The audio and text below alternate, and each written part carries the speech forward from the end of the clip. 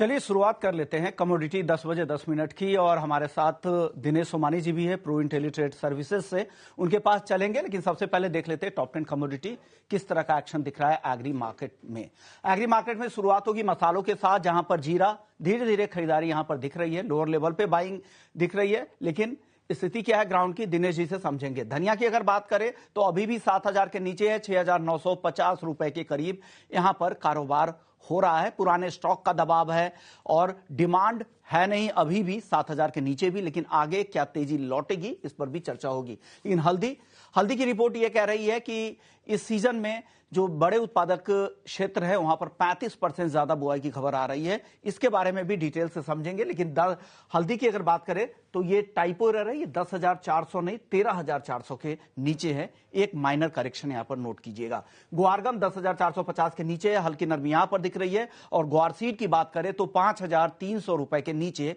ये काउंटर भी बना हुआ है। कैस्टर की बात करें तो यहां पर फिर से खरीदारी दिख रही है और ये 6,175 के करीब पहुंच चुका है। निचले लेवल पे फिर से यहां पर मांग बढ़ी है। कैस्टर के बाद सनफ्लावर की बात करते हैं, क्रूड सनफ्लावर ऑयल एनसीडीएक्स पर जहां पर खरीदारी है। बाकी खाने के तेल में भी जो रिकवरी दिखी थी उसका फायदा यहां पर भी दिखा है। अब 930 के ऊपर ये काउंटर पहुंच चुका है।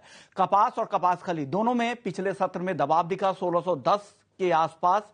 एनसीडीएक्स कपास अप्रैल 2025 का वायदा ट्रेड कर रहा है। कपास खली की अगर बात करें तो 3550 रुपए के नीचे यह काउंटर ट्रेड कर रहा है। आखिरी काउंटर मेंथा जहां पर आज हल्की नरमी दिख रही है, एमसीएक्स पर 980 रुपए के नीचे है। 4.25% की गिरावट आज दिख रही है। चलिए दिनेश जी के पास चलते हैं। दिनेश जी सबसे पहले हल्दी पर बताइए, हल्दी पे एक बड़ा सेमिनार एनसीडीएक्स की तरफ से भी हुआ था, क्या निकल कर आ रहा है और अब आगे क्या करना चाहिए, भाव के हिसाब से भी बताइएगा। जी बिल्कुल, नमस्कार विश्व मोहन जी। हल्दी के सेमिनार में ये सच निकल के आया कि मोस्टली 35% स्विंग बढ़कर है, लेकिन ये पिछले साल के मुकाबले बढ़कर है जो कि 35-40% कम थी। तो ओवरऑल जो है अभी भी 5 महीने फिजिकल मार्केट से हल्दी निरंतर लगते रहेगी। एक्सपोर्ट डिमांड भी निचले स्तरों पर निकल कर आएगी और डोमेस्टिक ग्राहकी भी निकलेगी। तो जो कैरी फॉरवर्ड स्टॉक है नए सीजन के लिए काफी कम रहेगा और जो सप्लाई जो बैलेंस शीट है वो काफी टाइट रहेगी। तो सबका ये कहना हुआ कि डाउनसाइड कहीं पर भी एक जर्क आता है तो खरीदारी का अवसर रहेगा। टेक्निकली मैं अभी के स्तर पर अगर कहूं तो मुझे लगता है कि 14,400 14,500 के लेवल ऊपर देख सकता है। वहां पर दोबारा एक बार बिकवाली का दौर आ सकता है। थोड़ा सा डिप का इंतजार करे, इसमें जल्दबाजी नहीं करे। ओवरऑल काउंटर मुझे लगता है इस साल के लिए स्ट्रांग रह सकता है। ओवरऑल ये स्ट्रॉन्ग काउंटर इनको दिख रहा है। लग रहा है कि यहां पर लोअर लेवल पे आपको खरीदारी के मौके देखने चाहिए। हर गिरावट पे एक्यूमुलेशन करने की सलाह दिनेश जी की तरफ से है। दिनेश जी आप बात करते हैं जीरा और धनिया की, इन दोनों काउंटर को लेकर क्या रुख है? दोनों में एक दायरे में कारोबार हो रहा है। हालांकि जीरे में थोड़ी बहुत खरीदारी दिख जरूर रही है, लेकिन आगे की चाल क्या रहेगी? जी विश्वमोहन जी, सैटरडे के दिन जो है फिजिकल में अच्छी ग्राहकी थी, डोमेस्टिक ग्राहकी काफी अच्छी थी जीरे में और फिजिकल मार्केट कम से कम 30 से 35 रुपए पर 20 केजी तेज था। उसी के चलते हमने गैप ऑफ ओपनिंग आज देखने मिली है। बट मुझे लगता है ओवरऑल जीरे का वायदा एकदम रेंज बाउंड है, एक दायरे में ट्रेड करता हुआ नजर आता है। डाउनसाइड मुझे लगता है सितंबर कॉन्ट्रैक्ट 25,200 25,300 के आसपास खरीदारी बनती है। अपसाइड 26,200 26,400 की रेंज में मुझे लगता है बिकवाली रखती, तो ये 1,000 रुपए का रेंज है, आने वाले 5 से 10 दिन में मेंटेन करता हुआ चलेगा। चलिए ग्वारसीड ग्वारगम पर बताइए सर, क्या आपको पसंद आ रहा है क्या इन लेवल्स पे खरीदारी के लिए? जी बिल्कुल, मुझे लगता है कि ग्वारसीड में कहीं ना कहीं वैल्यू बाइंग उभर कर आएगी। जो बरसातें हो रही है वो मुझे लगता है फसल को निश्चित तौर से कहीं ना कहीं नुकसान पहुंचाएगी और इस दौर को लेकर मुझे लगता है कि 5310 के ऊपर इंट्राडे में अगर आज ग्वार चलती है सितंबर कॉन्ट्रैक्ट की तो 5385 5410 के लेवल्स हमें देखने मिल सकते हैं 1 या 2 दिनों में। डाउनसाइड मुझे लगता है 6265 का इसमें स्टॉप लॉस मेंटेन किया जा सकता है। ओके, 5265 का। ओके, 5265 का यहाँ पे स्टॉप लॉस लगाइए। 5385 के टारगेट के लिए खरीदारी की सलाह है। दिनेश जी अब कपास खली में और कपास पर क्या राय बन रही है? क्या कपास खली अभी भी खरीदना चाहिए क्या? जी कपास खली मुझे सितंबर कॉन्ट्रैक्ट काफी स्ट्रांग लगता है। दो फिजिकल से काफी ऊंचा चल रहा है, पर मुझे लगता है कि ये स्पेकुलेटर्स इसमें काफी ग्रिप पकड़ रखी है और आई थिंक अराउंड अगर ये 3545 का लेवल इंट्राडे में क्रॉस करता है तो 3600 3635 के लेवल हमें 1 या 2 दिन में देखने मिल सकते हैं। डाउनसाइड आई थिंक 3500 के बिलो इसमें स्टॉप लॉस मेंटेन किया जा सकता है, लेकिन वेट करें, 3545 का एक अहम रेजिस्टेंस है, इससे ऊपर ही इसमें खरीदारी करें। 3600 के टारगेट के लिए कॉटन केक यहां पर खरीदारी की सलाह दिनेश जी की तरफ से आ रही है। अब नॉन एग्री मार्केट की तरफ चलते हैं। दिनेश जी सबसे पहले गोल्ड और सिल्वर में बताइए, आज के दिन दबाव दिख रहा है, क्या लग रहा है, क्या करना चाहिए? आज गिरावट पे खरीदे क्या सोना और चांदी?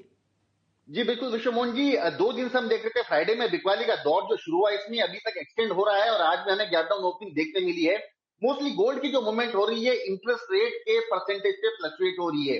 अभी ऑलमोस्ट 70% ये सर्टेन हो चुका है कि सितंबर में 25% दरें कट सकती है। 50% के लिए मात्र 30% का ही अभी संभावनाएं दिख रही है। तो इसी के चलते है कि ये फॉल आया था हमें फ्राइडे के सेशन में। लेकिन ओवरऑल अगर मैं रेंज कहूं तो गोल्ड मुझे लगता है 71,400 डाउन साइड, 72,250 अप साइड, यह दायरा 8 से 10 दिन का है। अभी ये निचले स्तर पर है तो मुझे लगता है करीब करीब 71,400 420 के आसपास खरीदारी की जा सकती है। दोबारा 72,000 के लेवल से देख सकता है। 71,200 का स्टॉप लॉस मेंटेन किया जा सकता है।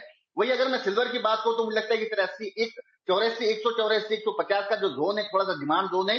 एक पुल बैक रैलीज के तौर पे हम बाय किया जा सकता है। दोबारा 85,000 के लेवल स्टॉप लॉस 83,550 का मेंटेन किया जा सकता है। लेकिन मैं दर्शकों को एक बात बताना चाहता हूं मंजूरी, सिल्वर में कमजोरी काफी ज्यादा है, गोल्ड में स्ट्रॉन्गनेस काफी ज्यादा है। सिल्वर जो मूव करेगी ये मोस्टली गोल्ड को मद्देनजर करते हुए चलेगी। गोल्ड को ही चांदी फॉलो करेगी तो ज्यादा कन्विक्शन गोल्ड को लेकर है और गोल्ड यहां से करंट लेवल से 100-150 रुपए और नीचे आता है 71,400 तो खरीदे, वापस से यहां 72,000 के पार निकल सकता है और चांदी में भी इनकी खरीदारी की सलाह है। और चांदी पे जो कॉल दिए गए हैं नेक्स्ट कॉन्ट्रैक्ट जो दिसंबर का कॉन्ट्रैक्ट है उसके लिए स्क्रीन पर आपको जो भाव दिख रहे हैं वो सितंबर वायदा के हैं जो इस हफ्ते जिसकी एक्सपायरी है, यहां पर ट्रेड नहीं, दिसंबर के ट्रेडिंग के लिए ये सलाह दी गई है। चलिए क्रूड की बात करते हैं। सर क्रूड में पिछले हफ्ते हमने देखा 2 बैंकों ने क्रूड के लक्ष्य को कम कर दिया है। अब ओपेक से अक्टूबर में खबर ये आ रही है कि उत्पादन बढ़ोतरी की भी खबर आ रही है। क्या खबर है और क्या असर होगा, भाव किधर जाने वाले कच्चे तेल के, क्या करना चाहिए ट्रेडर्स को?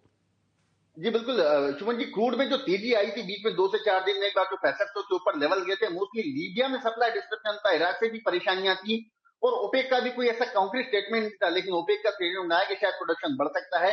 लीबिया ने भी सप्लाई डिस्ट्रप्शन थोड़ा सा कम किया है और उसी के चलते ये फॉल आकर दोबारा ये 6245 के आसपास आया है।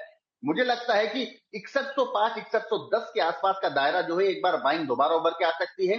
6205 6245 अपसाइड, 6145 का इसमें स्टॉप लॉस मेंटेन किया जा सकता है।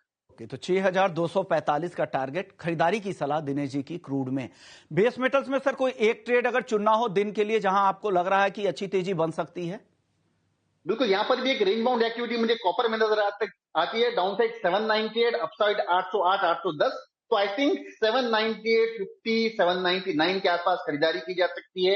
808 810 के लक्ष्य और स्टॉप लॉस 893 का 793 का मेंटेन किया जा सकता है। ओके, तो यह कॉपर खरीदने की सलाह 808 के टारगेट के लिए, स्टॉप लॉस 793 का लगा है, खरीदना है 798.40 रुपए के लेवल पे। शुक्रिया दिनेश जी, वक्त निकाला आपने। एग्री नॉन एग्री मार्केट पर राय रखी।